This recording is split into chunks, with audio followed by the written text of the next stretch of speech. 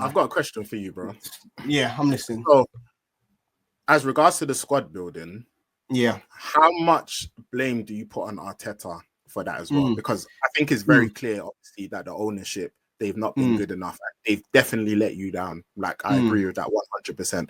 They've definitely let you down. Defo. That's not up for dispute, 100%.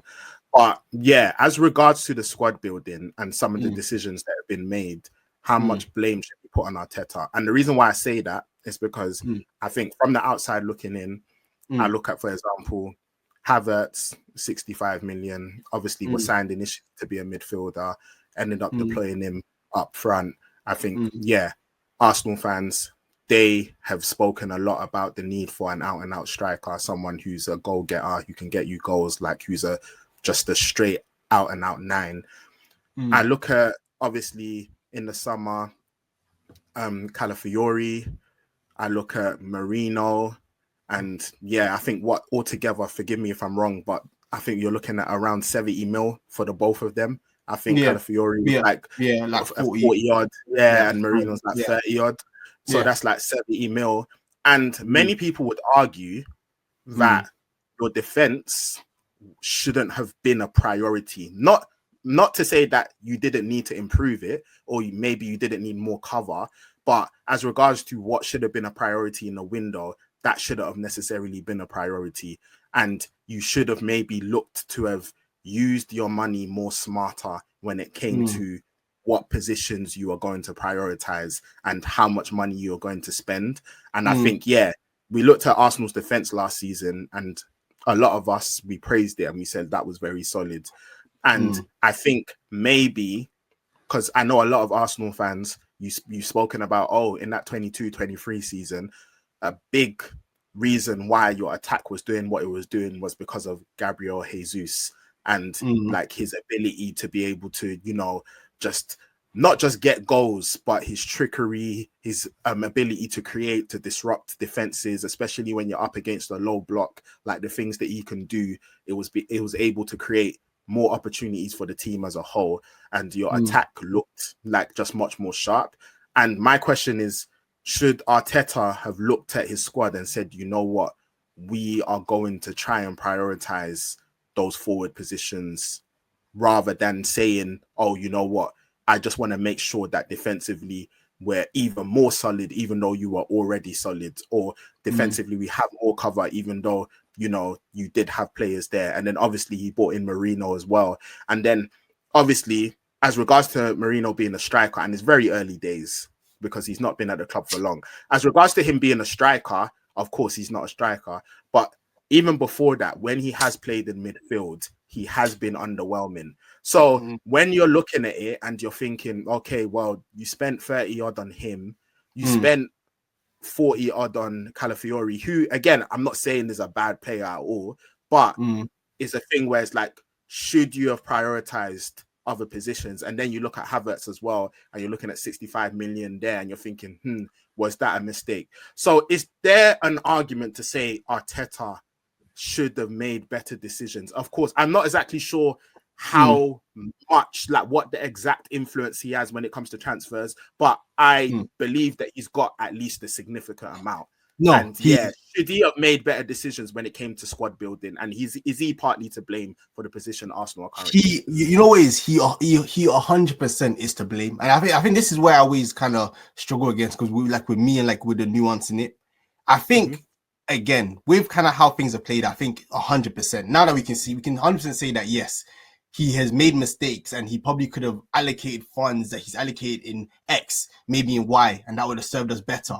But why I also kind of struggle with that sometimes too is, one, I feel like I always kind of I look at like transfers not as like from like I think I have to look at transfers like as a percentage of like all of the players you bring in. And I feel like from that kind of starting point, I feel like in general, even when a lot of people have not supported or understood transfers, overall, I think it's come out to be the right choice, and he's come out to be right in the end of it, even if maybe it's not the first year. But overall, I feel like we've made good transfers. Is my first thing. Two, I feel like it's the problem with the club. I feel like the initial kind of point of like our club maybe also not investing the way it should is that like we also shouldn't be happy to be here that because we spent 65 million on Havertz is now why we can't go and get a striker. Does that make sense? It's not like Arsenal have spent over £1 billion in the last couple years. We spent relative to what Spurs have spent, what United have spent. It's all relative to what our rivals around us have spent, kind of thing. So it's kind of like if a player you bring in like a Havertz 65 doesn't work out, I don't think that's now excuse for the board now why you now haven't got a striker because Havertz at 65 mil didn't work out, because it's not like it's like I don't know if my point is making sense, but it's just like the issue is like, I think we should also be spending more in the first place. So it shouldn't be like I think it's sad that we have to be so flawless with every transfer. That's now where you can now blame Arteta, where it's like you now with the consequences of you cannot afford mistakes. You have to now get all of these transfers right. But from an overall of like a manager making transfers, it's like if 70% of your transfers have worked out, I'm now not gonna like go overboard on the 20 or 30% that don't, because again, there's managers that like Pep that 50% of these transfers aren't working out, but it don't matter because he's gonna go get another player there anyway. So again, it's that kind of like that balance in the blame. But I definitely agree that he deserves criticism, that he could have definitely spent better. But I'm also not like a stick out beating with, because it's not like he's also spent ridiculous amounts in the wrong positions. Because overall, I think he's made the right signings. Does that make sense? I mean, do you think in the summer, do you think he prioritized? Oh, sorry. So and on that, so I was gonna answer that point too. Even from behind the scenes, what he's even like kind of looking like is that it's like it's not even like he's not prioritizing the strikers. It's like these the board, the people behind, they're just not getting these deals over the line. Like I think it's actually kind of like a fallacy now when people are like, he just wants 10 centre backs and he don't care about the striker. It feels like the last couple of years there's been clear strikers that we clearly wanted, but we haven't got the deals over the line. So it's kind of like I don't know where that kind of distinction. I know the Sesko one last year, he apparently really wanted that deal to go over the line. I think who was it a couple of years ago as well? Because I know I've heard it a couple of times where it's like there's been transfers where it's like Arteta or the words come out afterwards that we wanted him, but then the club, for whatever reason, haven't got the signing. So then comes out, he just wants centre backs. Again, I can't name every single player, but it's something I've heard enough times now to know that it's not like an active choice. So he just doesn't want attackers. It's like these men are not getting these attacking signings over the line. If that makes sense. Because you know where I think that narrative partially comes from as well. I think it also comes from your play style. So when you speak about the 22-23 season and how Arsenal were playing football, it was exciting, attacking. And then you look at 23-24 where he decided to be much more resolute, much more solid, have a stronger defensive foundation. And obviously, a lot of Arsenal fans were saying, I'm not sure about this. But then other fans were saying, you know what? Well, if we've got a better foundation, then that leads us to the title. If we're more defensively solid, that leads us to the title, then it's worth it. And then obviously there's been a lot of criticism for Arteta this season as regards to how he's approached certain games.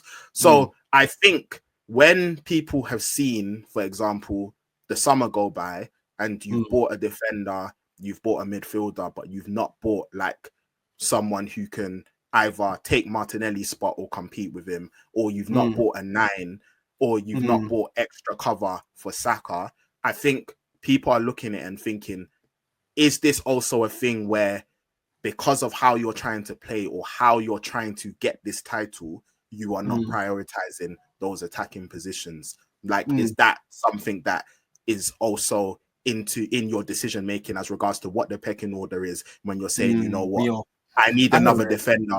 Yeah, I need another defender, as opposed to, you know what, if maybe we don't have as much defensive cover, but we've got more attacking threat, then we'll be able to win games. But is his mentality, no, prioritize the defense first. Yeah, I'd rather have more and more. Yeah, more. Yeah. So I think that's where that analysis comes from a lot of the time when they're saying, oh, Arteta, like, is it a thing where it's like, okay, you know what?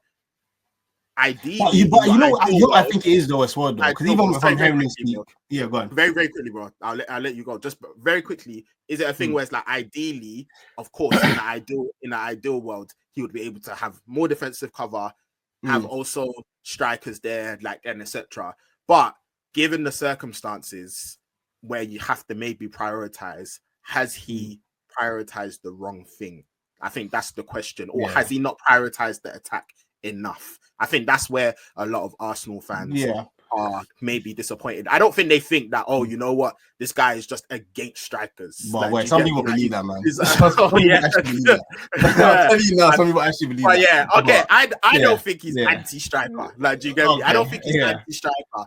But yeah, I think there is a question to be asked as regards to, you know what, should you have prioritized this position more? Yeah, I think where it's a bit difficult again. I don't want to like think like I'm just trying, like I'm overly trying to defend him, because again, criticism, when you want to criticize him. But I guess the logic of where I can kind of see where he's coming from as well is like, regardless, I know a lot of people rubbish Martinelli, like they think anyone can be better, but I do think there's also like an argument of like the type of play he wants in that attacking position as well to bench Martinelli is the Nico Williams that we wanted in the summer, but was never going to come unless Barca couldn't get him. So it's also like that caliber of attacking player too, I think is also partially part of the problem, which I also don't think is an excuse, because I also think he's not the only attacking players, and there's other players that can be just as good as Martinelli to push him at least to make it a competition. So I think that's our Arsenal problem as a whole. But I think there is that kind of like that whole like paralysis through analysis kind of thing of like, unless it's the guy, I'm not going to do it. And I think that is that's a big part of the problem with the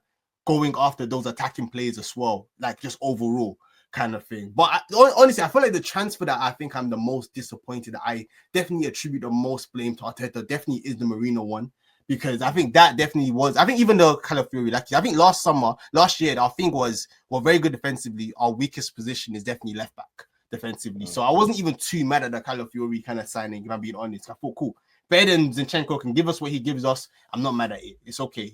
Like it's fine. But I think the Marino signing was where I think he really showed that he was going down this path of, I'm just trying to be more defensively solid and don't concede chances. Because in my head, Rice, he's done a decent job as an 8. My fingers was, please, Rice, you as your best position, you in your absolute best, and why you're worth 100 million is you sitting as a 6. That's like, that means you have to develop certain aspects of your game to make it more feasible. Arteta, please teach him and make sure he develops it, because that's where he's going to be worth the money. But if it's now Rice and Marino, and I think that's the transfer that I think he gets the most amount of blame in my eyes, because I think a different profile 8 there, and you accept that Rice is a 6, I'm a lot more calm. But I think it was that choice specifically of I'm going to bring in Marino and I have Rice, that Rice can play as the 8. I think that's where going forward as an attacking thing is where I think he deserves the blame. And that's why there's been a lot of smoke in him even before the injuries going forward, and like how kind of dull we are in attack. And again, I think it's those legacy decisions. That's where I think he definitely gets the blame. But I think now I'm not really looking at him at this point right now, just because again, I feel like the club they've taken it out of his hands now, where it's just like if a guy loses his front 3 attackers and then he has to play his CDM that he just bought in striker, then clearly that's just poor squad building. Like, you just gave him no trace at that point. So again, I definitely agree. I think the attacking lack of options, I think he definitely has to take some blame, probably just because he's trying to wait for this perfect unicorn play that's comprehensively better than Martinelli or comprehensively better than Havertz. Again, that's probably the mistake he's making. But I think as a club, and just them two just being happy to be here and just saying, yeah, we're now in the top 4 positions now, so there's not really a drive, or even though we've lost Jesus and Saka in January, you know that you already lost 2 of them, and you still go through the window, you don't bring in a single attacker. I think that, again, that's just a club that's just not serious, isn't it? That's a club that says, yeah, we might be potentially a title race, but it is what it is, isn't it? Like, we don't really care. I feel like that's what it says. Like, we're just being real. So I think that's why I say the overall majority of my blame definitely goes towards them, because I feel like, yeah, they did a good job up to a certain point, and I think they just took their foot off the gas. And that's where I'm at now, which is why I think overall, yeah, season's done.